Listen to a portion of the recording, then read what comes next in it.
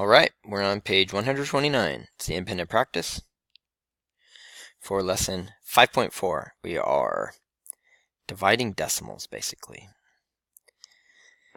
Number 22 and 23 says, use the table for 22 and 23. Number 22 says, what is the price per mug for 25 coffee mugs? So let's go analyze our table. We're talking about coffee mugs, and we're talking about 25 of them. So it's going to be right here. So 25 mugs is $107.25. How do we figure out the price per? Well, we divide.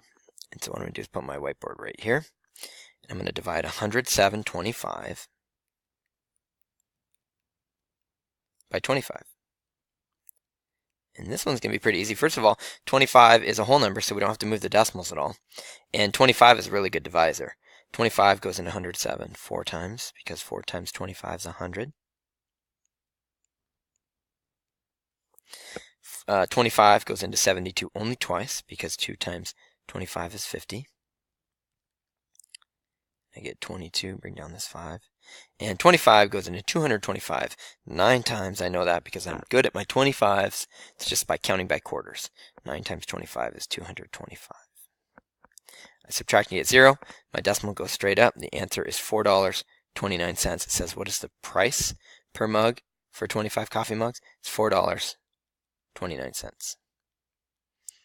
could check our answer by multiplying. We could multiply the divisor, 25 times $4.29. That's our quotient. We get 107.25. All right, cool. Good. Let's move on to 23.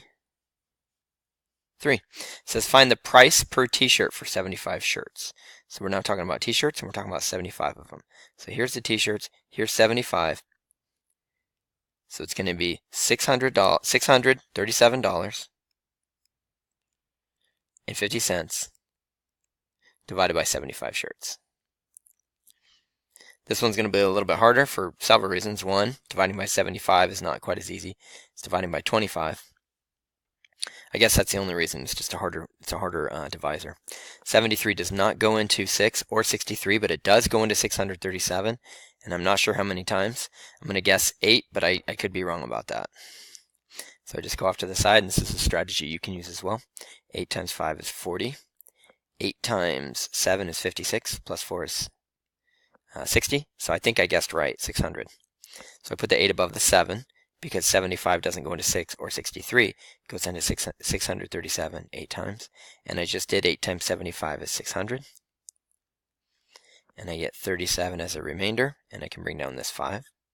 My decimal is going to go straight up, so my answer is going to be 8 point something. Now how many times does 75 go into 375?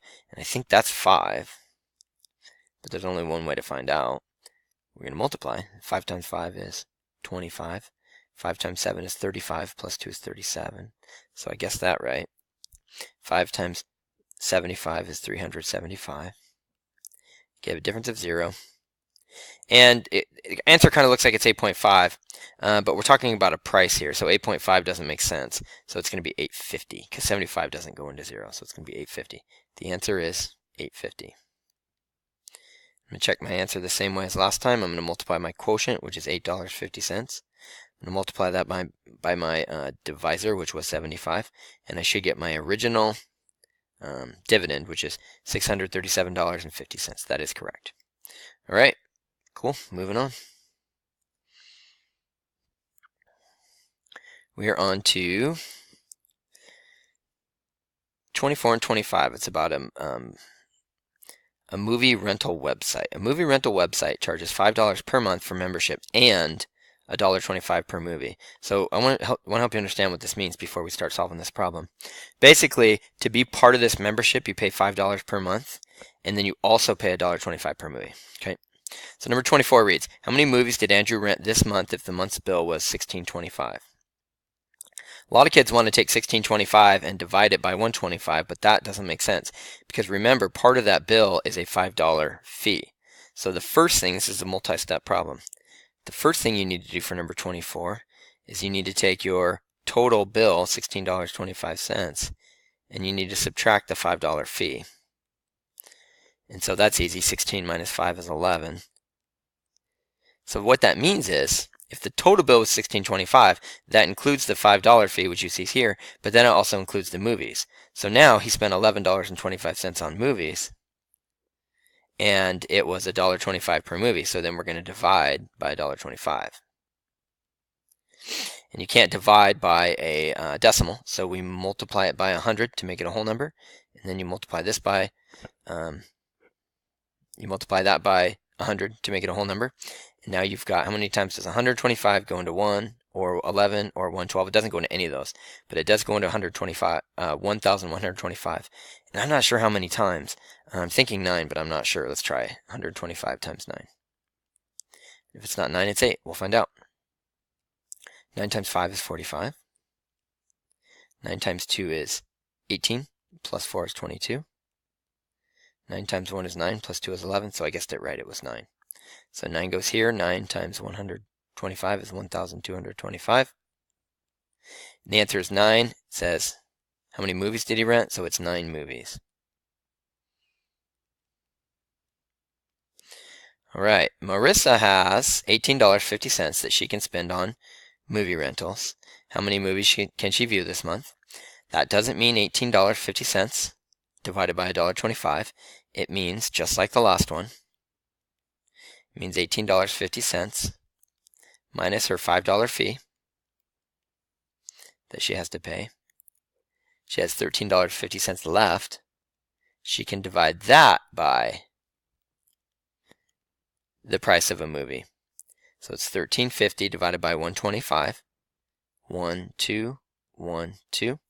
How many times does 125 go into 135? Once. 1 times 125 is 125.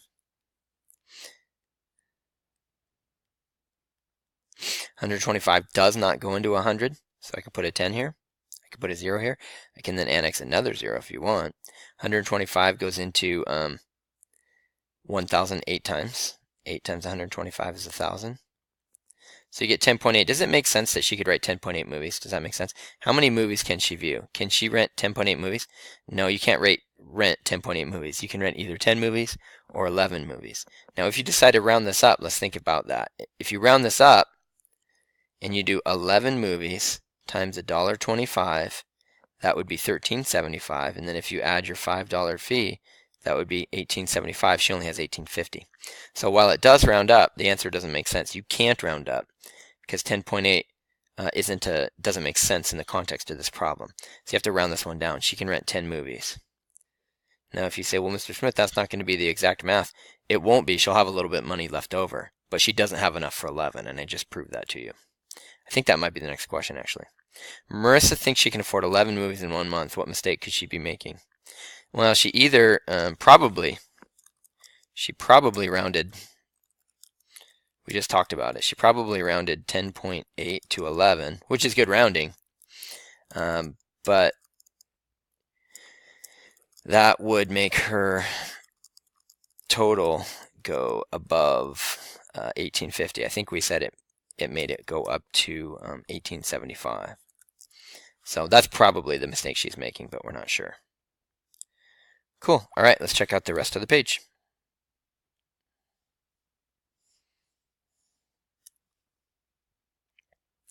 Victoria went shopping for ingredients to make a stew. The table shows the weight and the cost of each of the ingredients that she bought. So 26 says, what is the price for 1 pound of bell peppers? So go to the bell peppers. And she got 2.5 pounds for $1.25. What is the price for 1 pound? Well, how do you do that? Some kids would go $2.50 divided by $1.25, and some kids would go $1.25 divided by $2.50. What it's telling you, it's giving you the division problem in the correct order. It's saying to divide the price by the pounds. So what you do there is you take $1.25 and you divide by the pounds, which is 2.50. Now you might look at that and say, well, that doesn't make sense, but it will as soon as we divide. It doesn't seem to make sense because we don't typically divide a smaller number by a larger number, but it tells you to take the price and divide by the pounds of peppers. So it seems kind of weird, but that's the way we do it. We need to move this decimal twice to make it a whole number. We need to move this decimal twice to make it a whole number. And now we have 250 into 125. That actually doesn't make sense. 250 doesn't go into 125. But if I put a 0 right here, it does. It goes in 5 times. 5 times 0 is 0. 5 times 5 is 25. 5 times 2 is 10, plus 2 is 12. So I get a 5 here, and the decimal goes right here. So the answer is actually, you don't need those zeros, the answer actually is 0.5. And it's money, actually. So it says, what is the price for 1 pound of bell peppers? 0.5, which is 50 cents. And the reason why that actually makes sense is if you think about it, look at these two numbers right here. Do you notice that this number is half of this number? Well, if the price was $1, it's not, it's 50 cents. But if the price were $1 per pound and she got 2.5 pounds, then the cost would be $2.50. But it's exactly half of that. So half of $1 is 50 cents. So it actually kind of does make sense if you think about it. It's 50 cents per pound.